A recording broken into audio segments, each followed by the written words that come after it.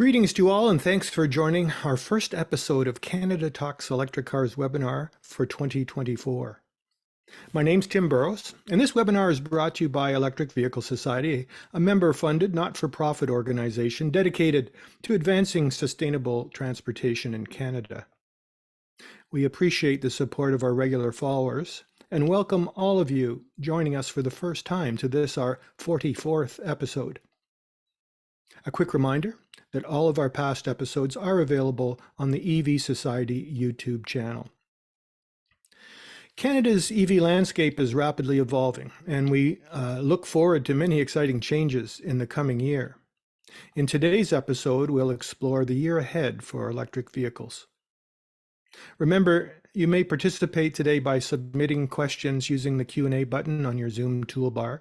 And also you can give it one of those great thumbs up. If you see a question that someone else has submitted that you would like to hear answered, give it a click. It'll help us find it and get to it while we still have time. Joining us today is Kenneth Bokor, creator, producer, and host of the EV Revolution Show. Ken will share his unique perspectives surrounding electrification in 2024.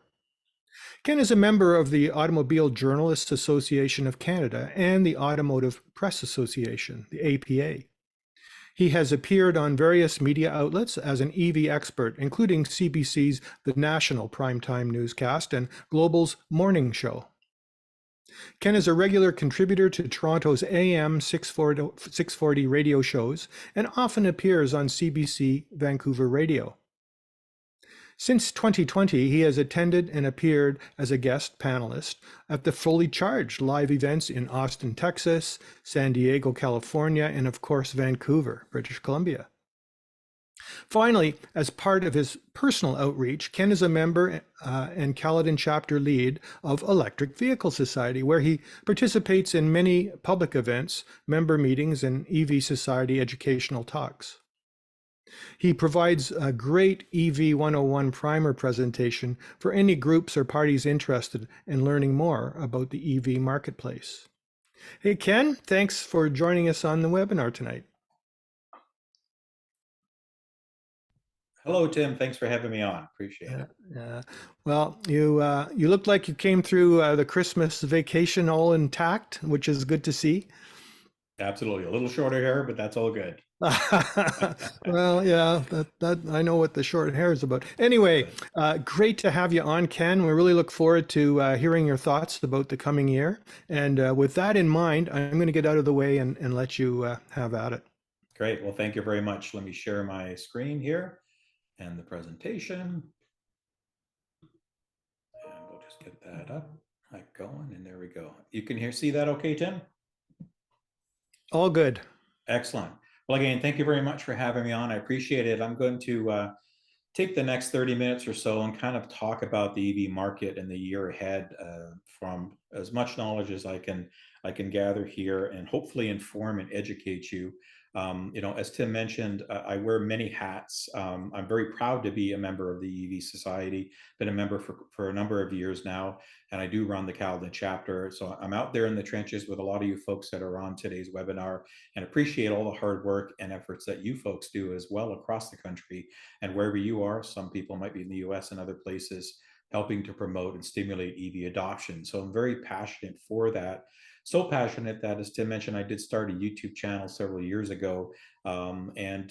Because I want to be serious about this, it's not really just a fandom kind of channel.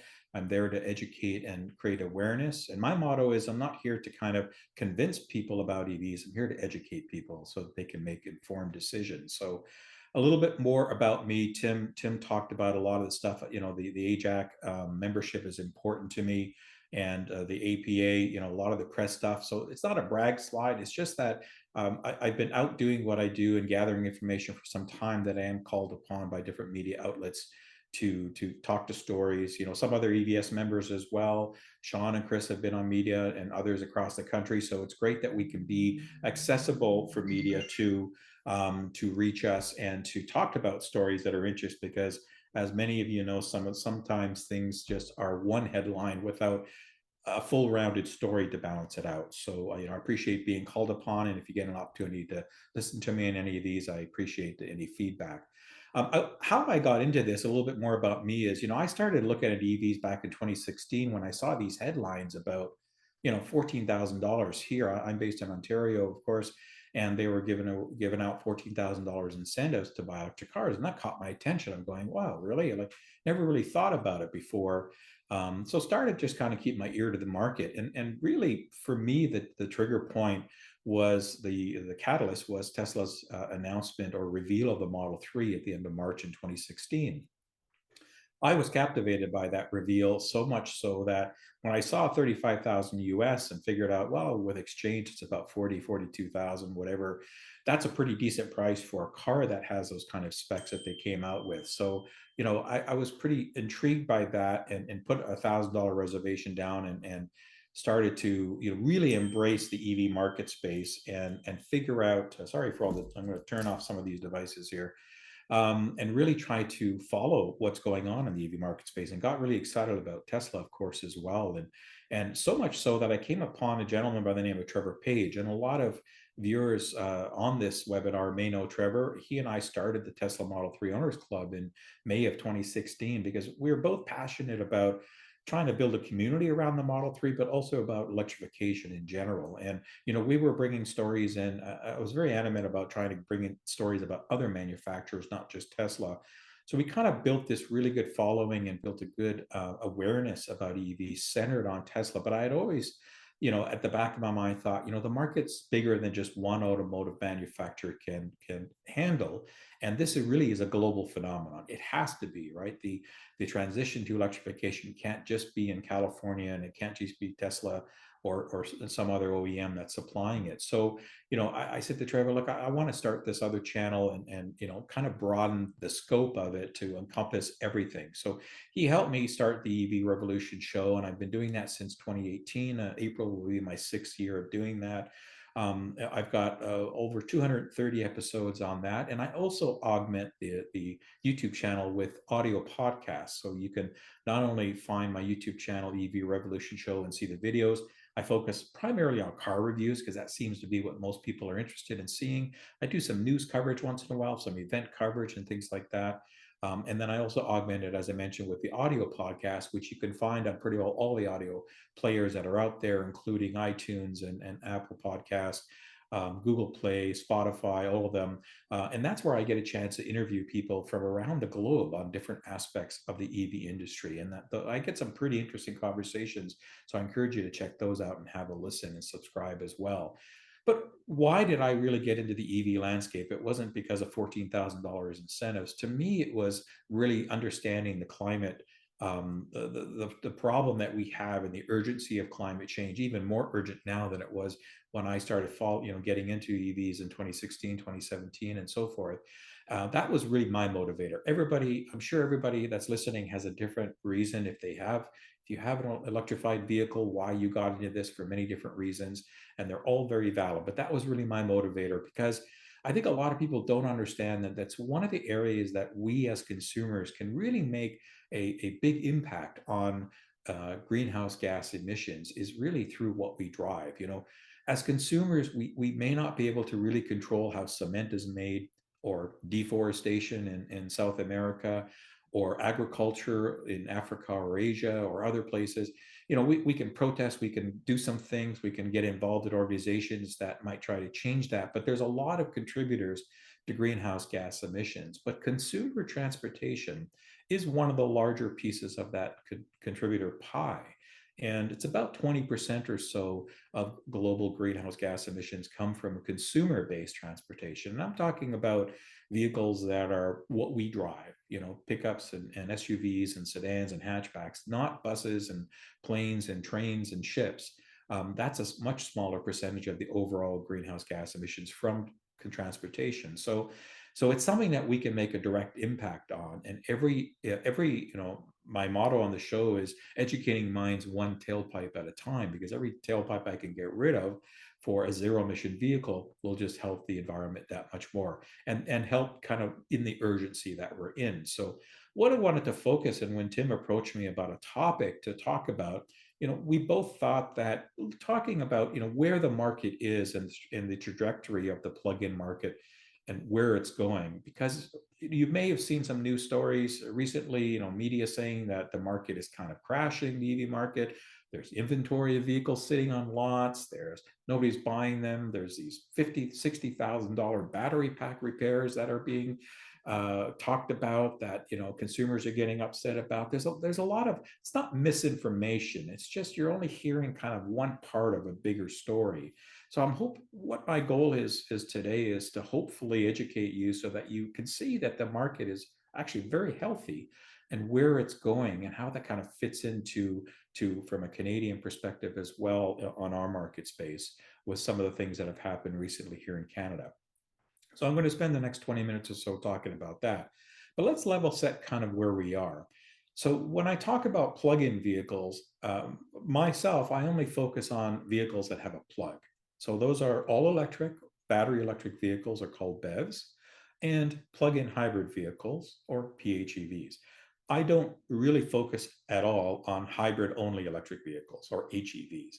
And I don't really focus on hydrogen vehicles because that's such a small market space right now, currently hydrogen. It's very infancy. It's kind of where EVs were maybe in 2005. Really, really kind of young technology that has a long way to go.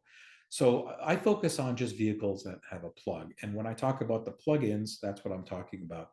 And here's a slide that talks about the global light-duty vehicles. So light-duty vehicles are what us auto journalists, because I am a member of the different organizations, as Tim mentioned, and I take what I do very seriously. But light-duty vehicles are consumer vehicles. So again, sedans, hatchbacks, pickup trucks, SUVs, minivans. These are typical consumer vehicles that are tracked globally from a plug-in. And as you can see in 2023, the numbers aren't out yet. We're just barely into the new year, so we haven't seen them. Probably by the end of January, February, we'll see global, and then we'll see Canadian numbers probably sometime in February or March, because they're a little slower. But we're going to hit about 14 million EVs or plug-in vehicles this year globally. And as you can see by the graph, it's been a rise. Some rises have been very small, but some have been very significant. And the overall growth year to year from 2023 to compared to 2022 is 34%. That's very compelling because, again, a lot of media outlets are saying that the EV market has crashed this year, but we've seen a 34% growth in plug-in vehicles globally. And if you compare that to the entire light duty vehicle market, so these are all consumer vehicles, including internal combustion vehicles, that's only, and that's only risen about 9%. So EVs are rising at a lot faster pace than the internal combustions because they're starting to chew into that market. They're taking a bigger piece of that market space year over year. And in 2023, they took about a 16% share of the global light duty market. That's up from about 14% for 2022. So good growth. And, if one thing I want to focus on that graph is look at 2020, look at 2021, COVID, right? We're all locked down for almost a year. Look how much sales went up from 2020 to 2021. And even from 2019 to 2020, sales continued to increase globally. So even though COVID had a direct impact, people were still looking at a change to electrification, even though most of us were quote unquote grounded, not a lot of driving going on, but sales continued to climb. And by the way, in that time period, internal combustion vehicle sales declined. And I believe in 2020, they declined almost 20%. I want to say 19 or so, the numbers I'm trying to remember, but they declined quite significantly for that year. So it's an interesting pattern. So here's kind of a general snapshot of where the plug-in adoption has come from, where starting tracking in 2015 there, and kind of where it's anticipated to go from a prediction standpoint. And this is EV Volumes is a great website that I go to, and they've been really accurate in kind of gathering the numbers. So you can see that the overall global trajectory is a nice smooth line, nice kind of linear up approach, not really the true hockey stick where we're going to get this huge mass adoption, but a nice increase year over year, excuse me, that is, in my opinion, sustainable. Right. And as you can see in 2023, we're at about 14 million plugins globally. So we have a long way to go at about 16% market share. The other takeaway I'd like you to see on this slide is the colors. Green are all electric, blue are plug-in hybrid electric. And you can see that the green color dwarfs the blue color by a lot. And that tells us that the majority of sales, that vehicles that people are buying, are all electric, battery only vehicles. And I talk to a lot of people. Tim mentioned, what we do in EVS. We do a lot of public outreach, do a lot of events, and Earth Day things, and auto shows, and things like this. Fairs and things that we talk to people, and a lot of people aren't sold on all electrics because of range anxiety or charging infrastructure or a myriad of reasons. But the numbers show that the majority, like 3 out of 4 people that buy an EV, are buying an all electric. So it does really substantiate that the vehicles are adequate enough to supply and work for the majority of people that are buying them. The numbers show that. So what I want to do now is just kind of see what's the breakdown in that 14 million. So what are the different markets that are driving this if we look at regions? If any, I know you can't really talk on this call at this point, but I was going to ask what the number one region is for EV sales, and some people out there are probably saying China. Well, you're right. That's the number one market for plug-in adoption. China is like about 40% of the overall market. You can see here, in fact, it's over 50% at 8.32 million for 2023 out of the 14 million, right? So they command a majority share of the adoption. China's been going big on EVs, and they're continuing to ramp up. Companies like BYD are neck and neck. I haven't seen the final numbers for them for year 2023 sales. Tesla just revealed that they sold just over 1.8 million vehicles in 2023. By the way, I predicted that last year. So bang on that number. I don't know what BYD's at, but they're probably really close for plug-in adoptions, I would imagine, because they were neck and neck. But China has a really big practice. They have a lot of manufacturers that are pushing EVs on the road. So a lot of affordability there. And in all, honesty, they need to, right? There's a country that was suffocating in its own toxic pollution. So they need to really step up. And China is the number one polluter when it comes to greenhouse gas emissions globally. So they really do need to step up. And it is showing, at least in their consumer transportation. And you see that by 2035, they predict around 83% of the market share. So in that year, 83% of vehicles sold will be plug-in vehicles or zero-emission vehicles in that case. So really commanding lead. Number two, anybody, I know you can't speak, but number two is going to be the European marketplace. It's not North America. It's not the US, it's Europe. Europe, from an EV perspective, has been driving hard. We all know about Norway, or if you haven't heard, Norway in Europe leads EV adoption. I think they're somewhere in the 90 percentile range. They've been really ahead of it. But they are a smaller market. But when you add up all the European region, they add up to about over 3 million plugins for 2023. And you can see that Europe is on trajectory to have over 90% of EV adoption by 2035. And I'm glad that they put 2035 as the date, because that's a lot of target dates for countries that have climate action plans. And I'm going to talk about Canada coming up a little bit in framing that as well. So it's good that they've referenced 2035. So you can see that Europe is really way ahead. They've got a little bit of the peaks and valleys going, and their climb rate's a little more aggressive than we've seen the overall global market. But it just shows, that they have, I think the overall culture in Europe in general is much more aligned with electrification, right? They get it. There's been a lot of charging infrastructure. There continues to be a lot more built. Europe it's a big area, but it's smaller when it comes to, in 8 hours of driving in Europe, you can be in 3 different countries, not like here in Ontario. It takes about 18 hours, I think, or 12 hours just to get out of the province through up to Kenora from Toronto. So we're a big country. So they've really embraced EV adoption, and it's good to see that. So where do we sit? Where does North America sit? We're number 3 when it comes to the plug-in adoption market. At this year, at only about 1.3 million plugins. So that's US, Canada, and a little bit of Mexico thrown in because they are part of North America. But most of these numbers are US and Canada. base. So you can see a fairly aggressive climb predicted over the next several years into the next decade. But about 70 some odd percent adoption predicted, almost 80 by 2035. And again, that same pattern that we're seeing, predominantly people are buying all electric vehicles as opposed to plug-in hybrids. Europe is a little bit more on the plug-in hybrid side because, but still predominantly all electric, but there's a lot more plug-in hybrid options available in Europe, so they tend to be grabbed.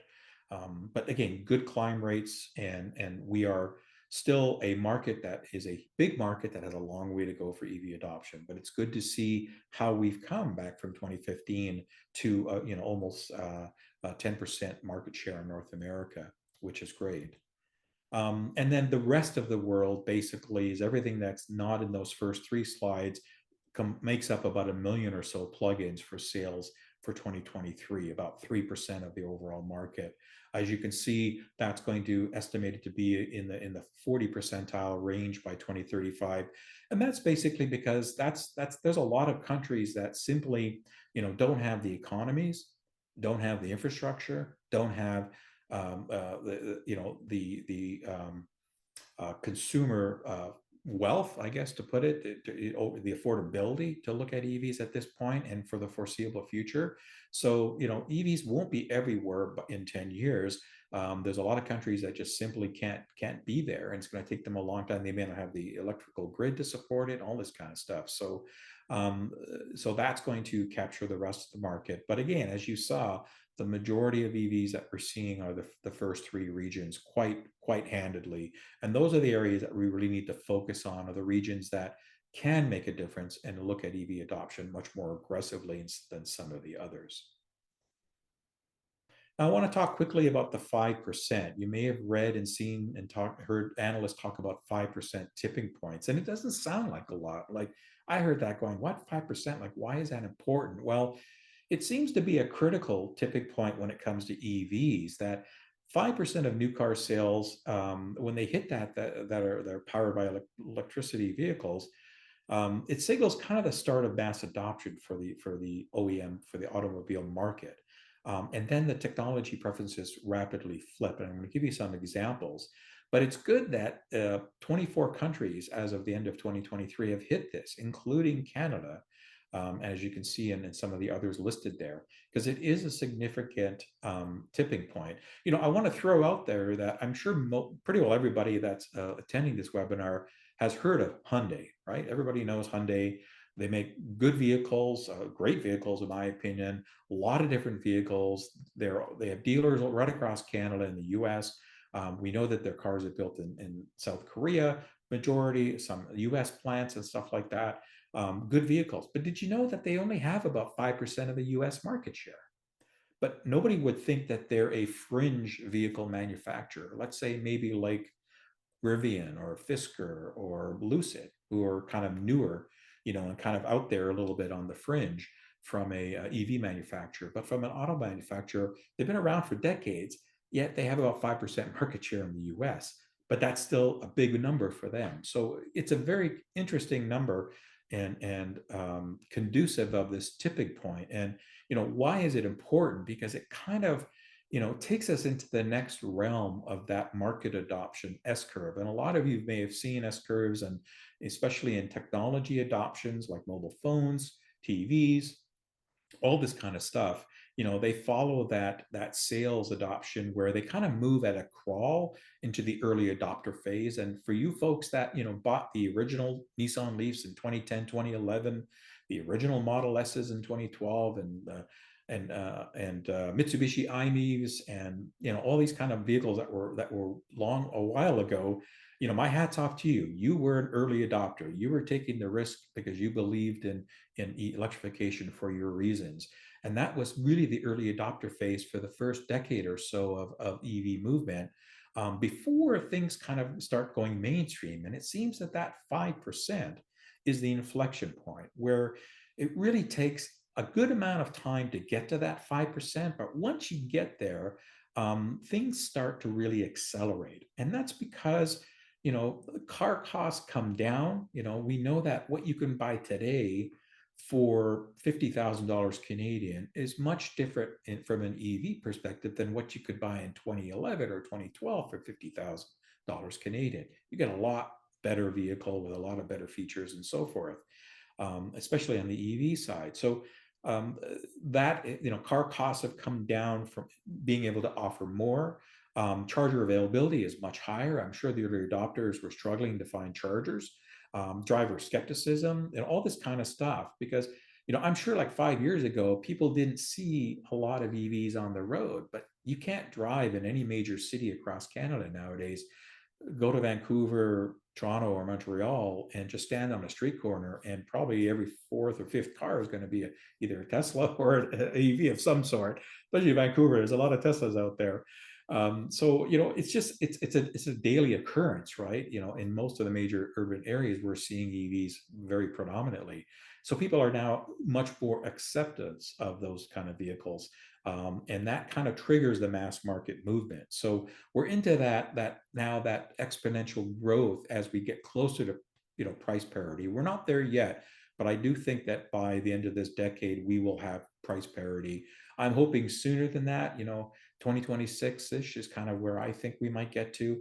There's a lot of factors that are dependent, so we'll have to see. But pricing has come down a lot, and with incentives and stuff, they really closed the gap.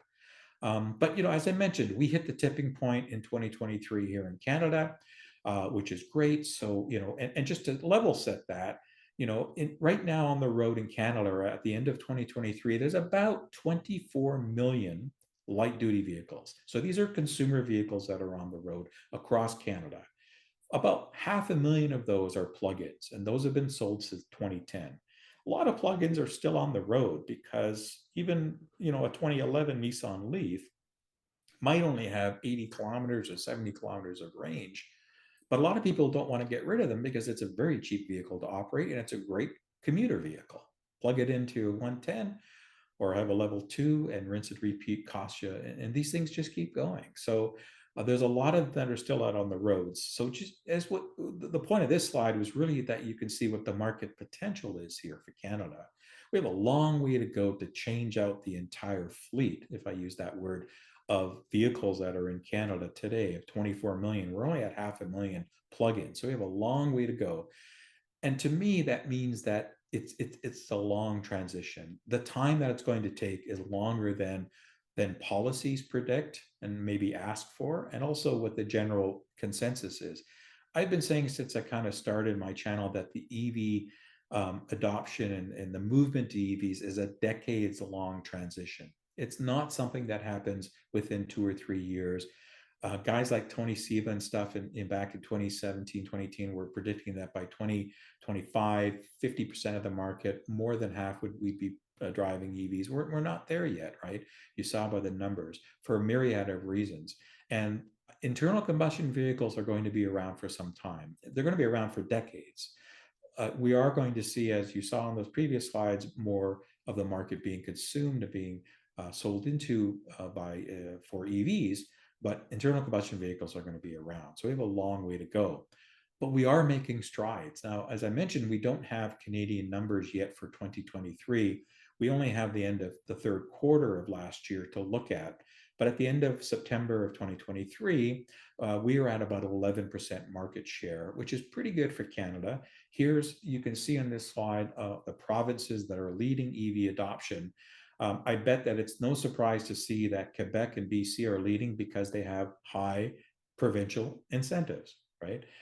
So you can couple that with the federal incentive that's available across the nation, and you can get some pretty good dollars off of an EV purchase on a qualifying EV. So they're leading in market adoption. Ontario's coming in third, so we're not doing too bad, even though when the Ford government came in, they stopped the EV incentive because we had overtaken Quebec as the #1 province back in 2018, by mid-2018, and then it just came to a halt or a very slow pace afterwards. But we've climbed back.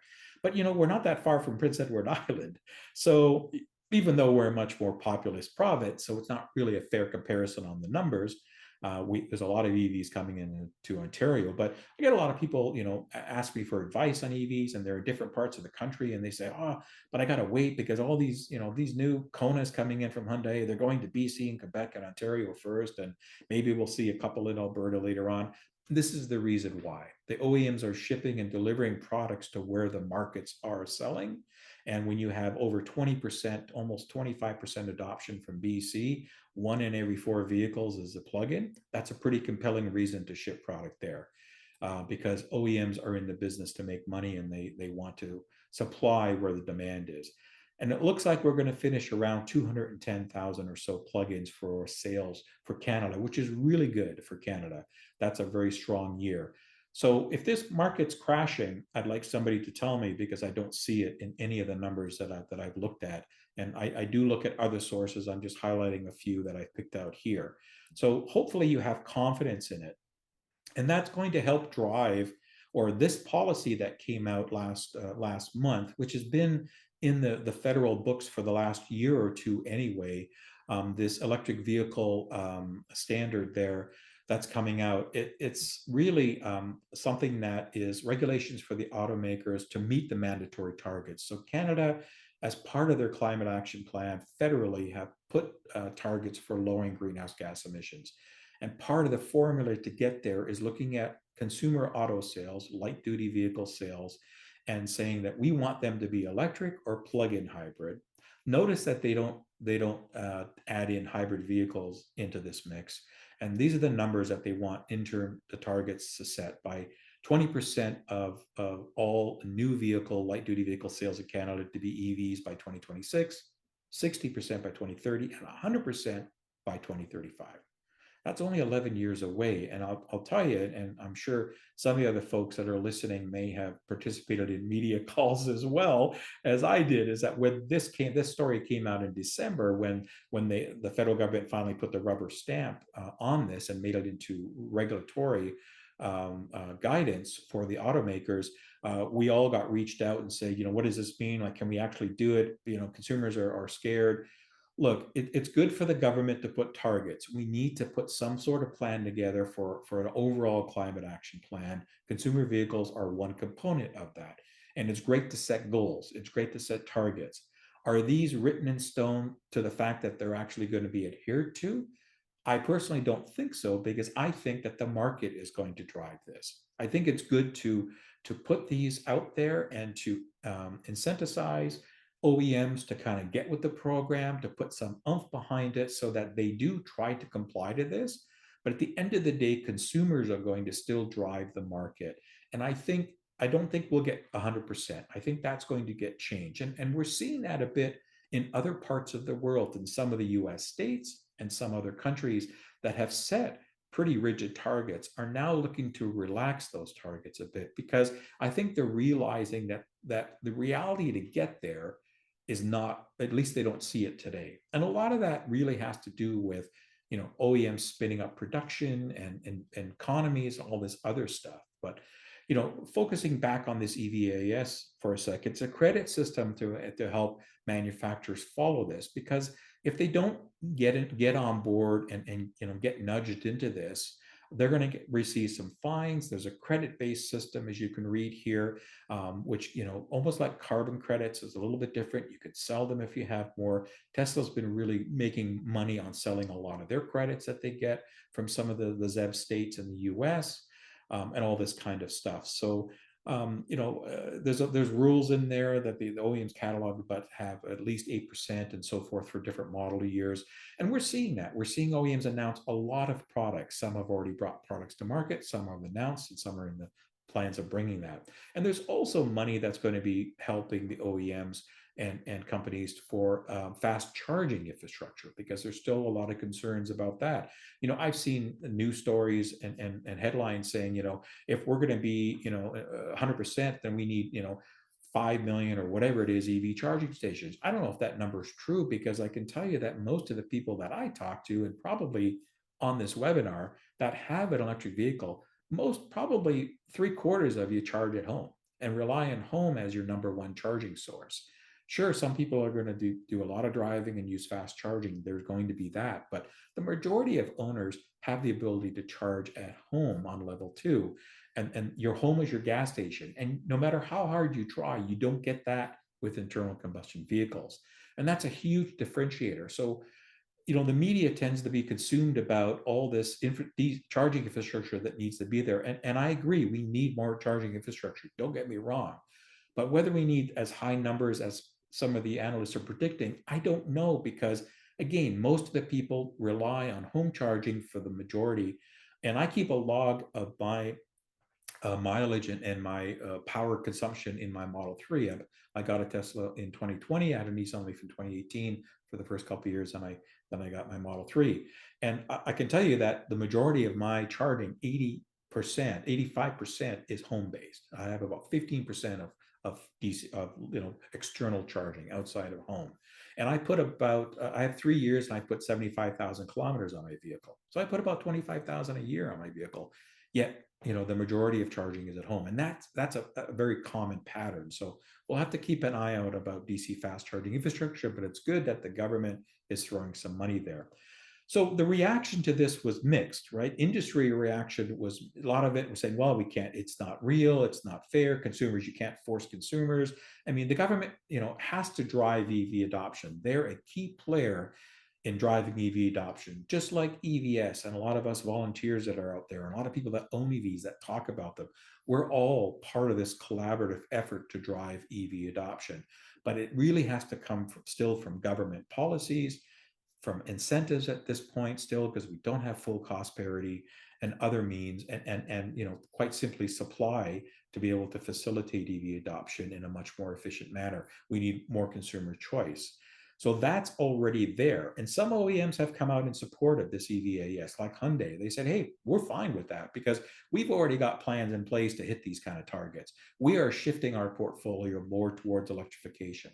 So a lot of these OEMs are going to be fine with that. And a lot of them are, in the challenging phases because they haven't really kind of ramped up their readiness. They haven't kind of got their supply chain going, and a lot of them are still blaming lack of overall charging infrastructure. Again, this isn't happening overnight. We're not going to be at 100% in 11 years, in my opinion. It's going to be longer.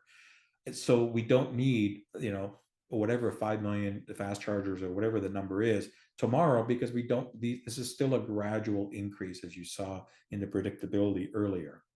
So remember that. Now, these slides are just snapshots from a spreadsheet that I keep. I keep a spreadsheet of all vehicles that are available for sale in Canada. This is fully electric only, so all electric, and starts at the lowest price, which is still, to my knowledge, the Equinox EV at 35,000. I think that price is going to be closer to 40, but right now it's in there. So these are all EVs that are available for sale. Some of these are TBDs. There's a few out of this, but the point I want you to get out of this slide or the next couple is the amount of choice. When I started doing this back, when I started doing the YouTube stuff, I was keeping track, and there was only about 15 or so lines on this spreadsheet. Well, now you can see there's a lot more. I've got them sorted by price. By the way, everything that's highlighted in green in those areas are available for the $5,000, qualify for the federal $5,000 rebate. So it's interesting that there's a lot of choice there. Almost 80 some odd vehicles and trims that qualify alone just for the federal rebate, never mind provincial incentives that are different. And there's one more page. So, there's like 160 some odd lines now on this. And again, ranging from 35,000 to really expensive, kind of couple $100,000, sky's the limit. What I wanted you to get out of this, though, is that there's a lot of choice. And this is just all electrics. This is plug-in hybrids. So there's a lot of choice, about 165 or so models and trims that are all electric. And by the way, about 75 of these are at or below the national light-duty vehicle average new price. The number one thing I get right now when I go on some of these radio shows, Tim mentioned CBC Vancouver and such, I get 3 out of 4 people, they get on the call and they ask a question. The first thing they say is, hey, all electrics are for the rich. They're not affordable. Well, 75 of these are below what people today in Canada at the end of 2023 The average price of a new vehicle across the board, electric, internal combustion, everything, is $65,000 Canadian. People are spending that kind of money. I'm shocked sometimes when I see all these SUVs come out and they're 80,000, 75,000, 90,000, 100,000. I'm going, man, that's expensive. We need more affordability. But people are buying them. There's still money out there, even though we're hearing some doom and gloom in the market and the economies. So the point of these slides is that there's a lot of choice for consumers and there's more choice coming. One of the things that Tim mentioned that I might want to talk about, it's some, what we heard on headlines last month was, some of the OEMs are cutting production, right? So how is this going to impact the EV industry in North America? Well, we have to remember that OEMs are in the business to make money. They're not charity organizations, right? They are here to make money. They're businesses. They can't give away product. But what they can do is make an impact. And it seems to be that once they hit about, they have to make these blind faith investments, right? Before demand so they have to pay for factory retooling and all this kind of stuff. Supply chains, the battery manufacturers, all this kind of stuff. It costs money and they have to pay for this. But you can see that once they hit 10%, they scale very, very fast.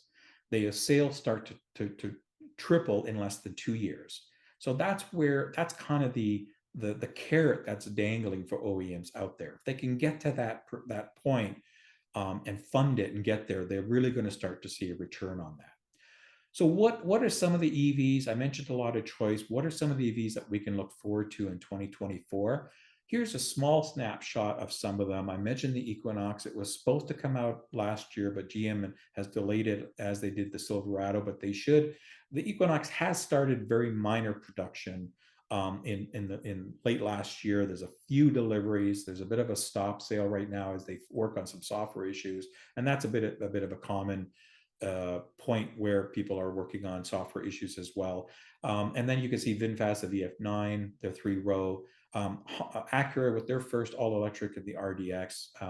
Audi continues with the e-tron series in the midsize A6, beautiful vehicle, and the SUV version of that, the Q6. BMW's come out with the i5. I already did a review of that. Fantastic vehicle. I think Cadillac will do quite well with the Escalade IQ. Escalade's a big seller for Cadillac. Yes, it's a big gas-burning SUV. So to get an all-electric that's very capable, I think it's going to do quite well. Fiat's reintroducing the 500e in a new form. That's coming to North America this year. The Honda with the Prologue, Polestar 3, and my pick of the year is the Kia EV9. I think that's going to do phenomenally well. It's such a well-priced product for a 3-row SUV for what you get, the range, the charging ability, the amenities, and everything that vehicle offers. I think that's the EV of the year to me. Here's a link which I'm just going to stop sharing for a sec and ask. I think Chris is going to pull up the website here for that. Hopefully you have that, Chris. If you could pull that up for a sec. And while he's doing that, I should mention that, Ken, that we're chewing up some time here, and we've got 28 questions. So yeah, I'm almost done. I just realized that. So, awesome. I'm not spending much time on this. Again, this is just car and driver. If you Google, future electric vehicles, you'll see as Chris is scrolling, I picked out some of them from this. There's a ton of stuff that are coming, not only in 2024, but over the next couple of years from many different manufacturers. Hey, you want a Bentley? You can get one. That'll be coming soon too as well. And lots of different versions. There's a lot on here because they're alphabetical, so I won't spend time. But thanks for sharing that. I just kind of wanted to show that with you as well. So I'm just going to reshare my screen and just wrap it up. I've only got a couple of slides left to go. So let me get going, and I appreciate the time here. So in closing, just remember that, in 2023, there are about 41 million EVs on the roads globally, but there are about over a billion light duty vehicles in the globe today. So it's a huge fleet. So we have a long way to go to get, a majority of vehicles that are sold on a yearly basis over to EV. So there's a lot of growth potential there. So if OEMs are concerned about where they can sell those, there's a ton of areas they can sell those. And the predictions are very positive for 2024. You can see in those regions, 66% year over year change is predicted for the US. That's huge, right? That's what's predicted. So part of that reason is supply chains are getting better. OEMs have shifted a lot of into in-house, like what Tesla does. Raw materials are becoming better for sourcing. The pricing is going down. The reliance on cobalt and some of the other chemistries are changing. So that's getting all better. There's a lot of things that are finally improving that the consumer is going to see, and again, price premium can still remain in EVs. These are some US snapshots, but when you look at ROIs and lower total operating costs, you could really see that EVs shine over that in most cases. And again, EV chargers, we've got more than, already globally over 15 million already, and that's going to grow to 70 million this decade. So there's a lot of emphasis put on charging infrastructure to support that. So that's my channel. That's my email that you can reach me, evrevolutionshow@gmail.com, or follow me on Twitter. And now I'm open for questions. Thank you, Tim, for that. And I'll stop sharing. No worries, no worries. I will put those links for everybody in the notes on the YouTube channel underneath the recording of this webinar, so people can reference them there and get in touch with you that way. And I'll say this up front because we will not get to all the questions. Maybe Ken, you and I could have an exchange later on. Yes. I'll capture the unanswered questions, and I can also put those underneath the recording. Absolutely. Eventually. I will try to get through them as fast as possible. Okay, and Chris, thanks, Chris, for stepping up again and taking the Q&A. I'll let you go for it. Questions. No problem. Let's dive right in. Yeah. Question number one: why are non-Tesla chargers so unreliable compared to Teslas? That's total bonk. Sorry, are non-Tesla chargers unreliable? Well, it's why a bit are of non-Tesla chargers right. so unreliable? Unreliable. Well, it's a bit of a hit and miss, because you have to remember Tesla started with the mantra that if we build it, they will come. So they started building charging infrastructure that was very reliable long ago. And they're also kind of like the Walmart of chargers, where they build a lot in one instance, not just 2 or 4 or 6. So the uptime, and plus they own and manage their own network and integrate it. So it's a business model for them they take very seriously. Now others like EC, Flow, others, they started to provide services. I've had some good experiences with those, and I've had a couple of bad. I've had more good than bad.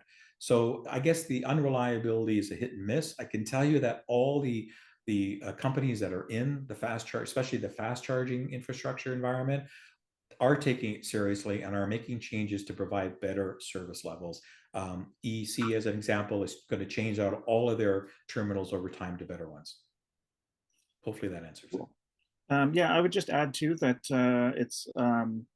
it's a hard comparison too, because Tesla has that whole vertical integration thing going Absolutely. on, much like an Apple environment where everything just works together. Correct. Question number two: why is there so much disinformation in almost all forms of media on the actual benefits of EVs in comparison to ICE vehicles?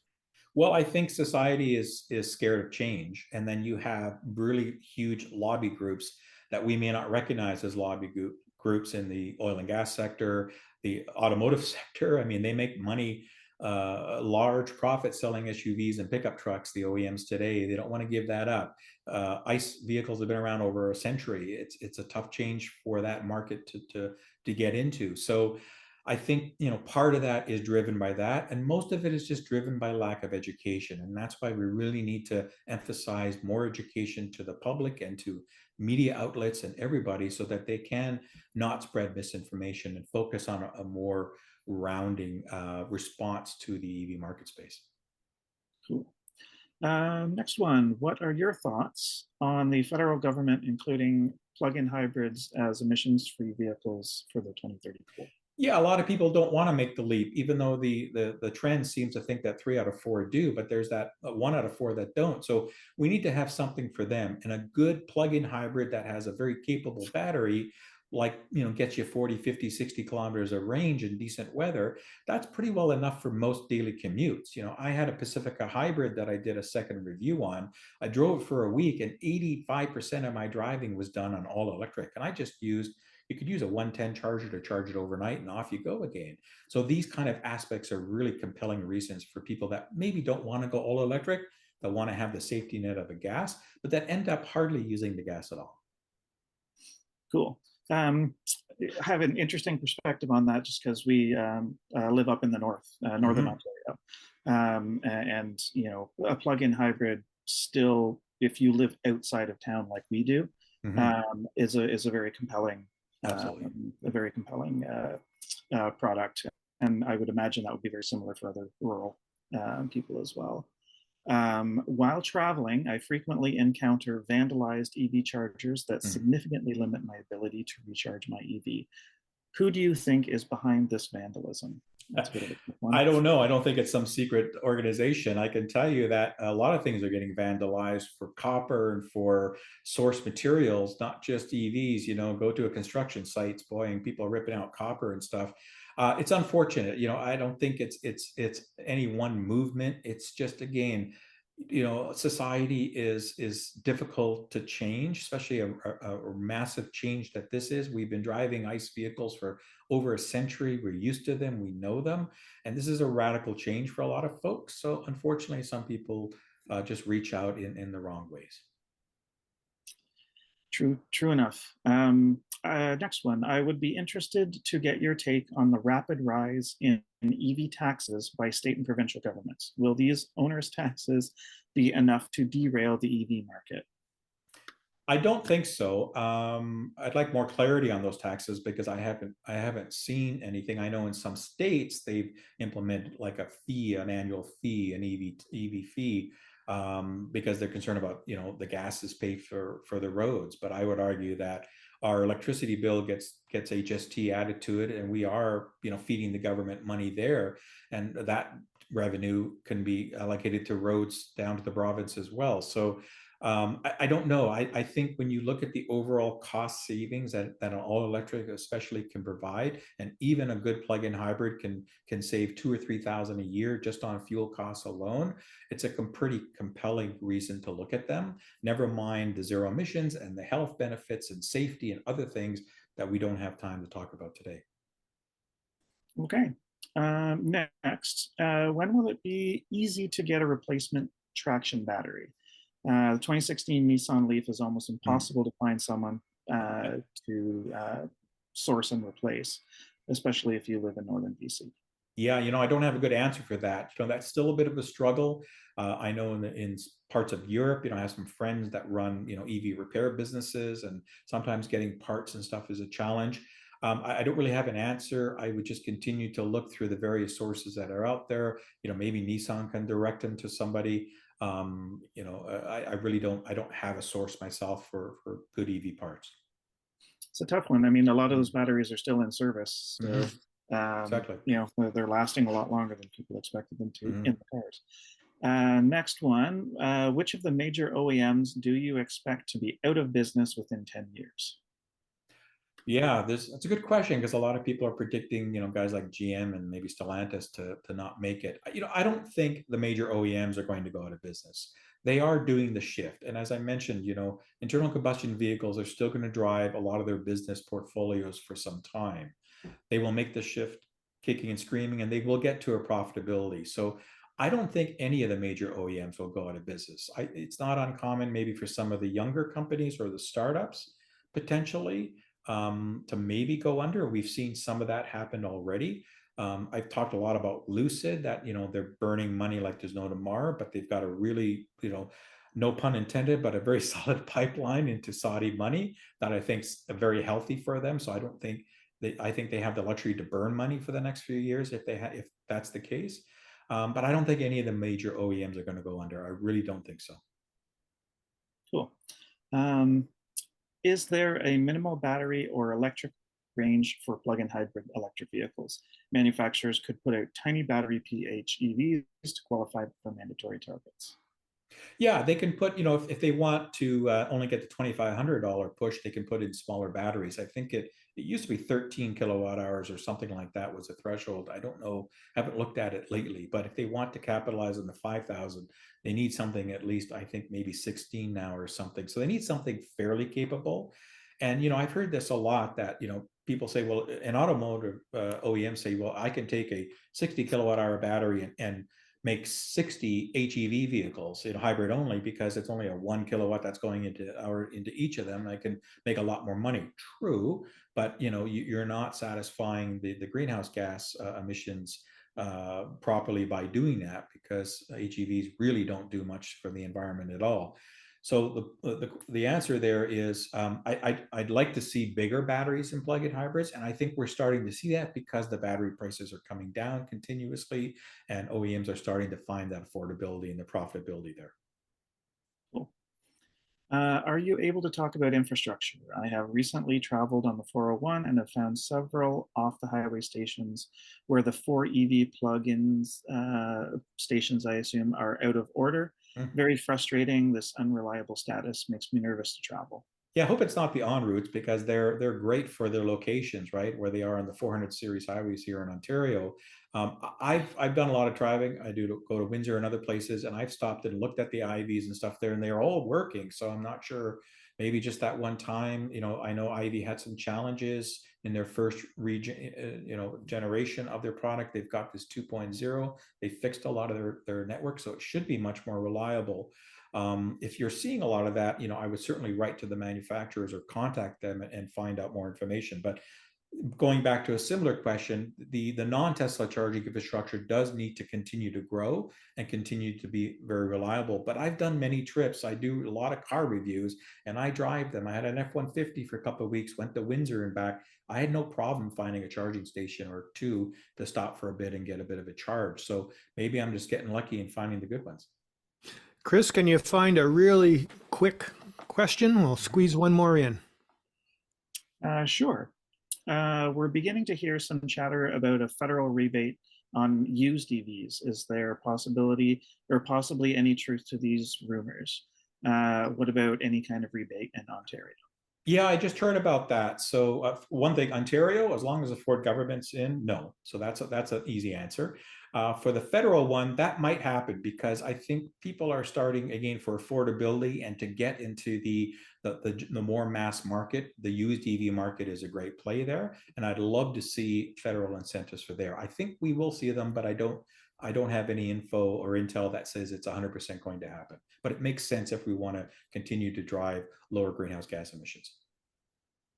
All right. All right. Well, thanks, Chris. Thanks for wading through all those. There were quite a few to sift through. So I think we got a good chunk of them, and we'll go through those questions after the webinar ends to see if there are any key ones that should still be answered, and work with Ken if he's willing to create answers and post them with the recording.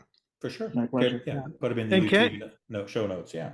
Yeah. And Ken, thanks a lot. I mean, this is really great. Just as I suspected with your extreme experience dealing with OEMs and test driving all manner of EVs, you really bring to the table a wonderful perspective. As always, down to earth, conservative, but I think very sound sort of forecast and thoughts about the future. And we really appreciate you coming on to share that. Thank you very much for having me, and I hope everybody is pumped for the market for this year. Absolutely. Absolutely. So for next month on Canada Talks Electric Cars, we're going to welcome back Joanna Kariasis. She's the Director of Public Affairs at Clean Energy Canada. Joanna is going to be talking about the ZEV mandates and some changes, I believe, that are possibly coming along those lines to help move people into EVs a little quicker. In case you don't know, Clean Energy Canada is actually an initiative of the Centre for Dialogue at Simon Fraser University in Vancouver. And CEC works to really accelerate the nation's transition to clean and renewable energy systems. So on behalf of all of us at Electric Vehicle Society, thanks so much for joining us today. We wish you and your family, of course, a very healthy, happy, and prosperous new year. This will conclude today's webinar.